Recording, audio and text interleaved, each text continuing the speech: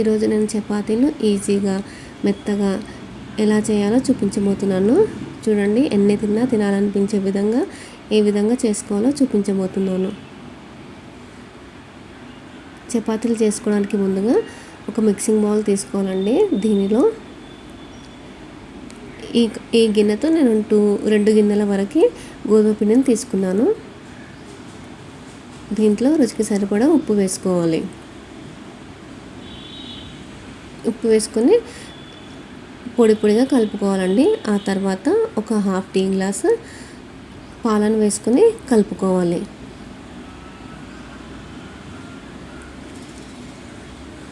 పాలు వేసుకున్న తర్వాత కొద్దిగా నీళ్ళు వేసుకొని ఒక ముద్దలా అయ్యే వరకు కలుపుకోవాలండి. చూడండి, ఈ విధంగా ముద్దలా అవ్వాలి. ఇప్పుడు ఒక 2-3 టీ స్పూన్ల ఆయిల్ వేసుకొని బాగా మిక్స్ చేసుకోవాలి. ఎంత బాగా కలిపితే అంత చపాతీలు మెత్తగా వస్తాయి.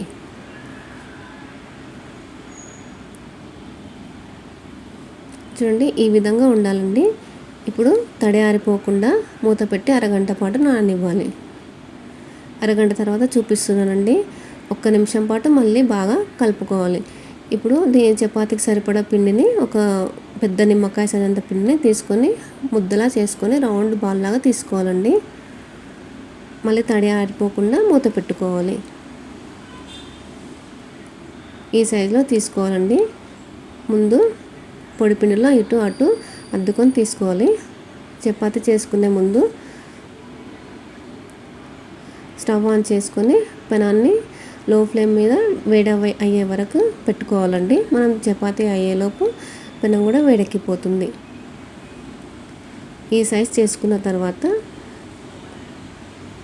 చపాతీ మొత్తము ఆ పిండి మొత్తము ఆయిల్ రుద్దుకోవాలండి. ఇప్పుడు పొడి పిండిలో అద్దేసి మళ్ళీ ఒక ఫోల్డ్ చేసుకోవాలి.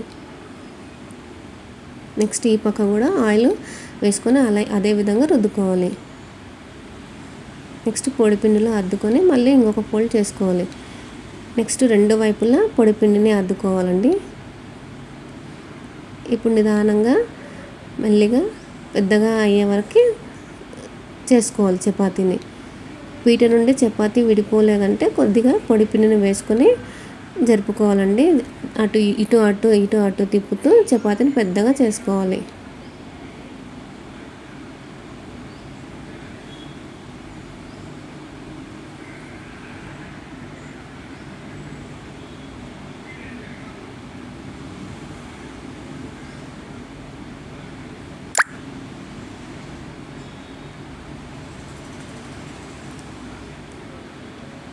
చూడండి, చపాతీ మొత్తం అయిపోయింది.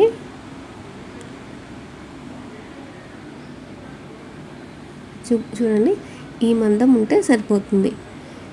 ఎప్పుడైనా సరే చపాతీలు చేసేటప్పుడు మంటని హై ఫ్లేమ్ మీద పెట్టుకోవాలండి. పెనం బాగా వేడెక్కిపోయింది.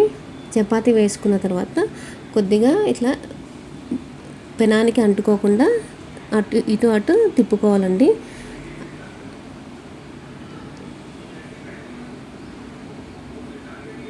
ఈ విధంగా చపాతీ వేసిన తర్వాత 1 నిమిషం తర్వాత లైట్గా బబుల్స్ వస్తాయి.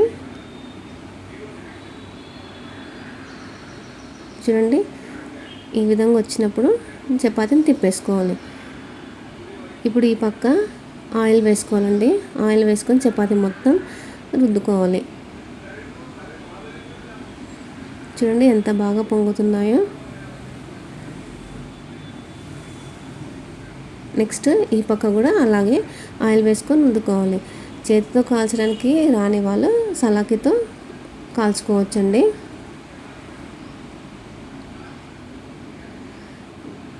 చపాతీని మొత్తము ఒకేలాగా అయ్యే వరకు కాల్చుకోవాలి.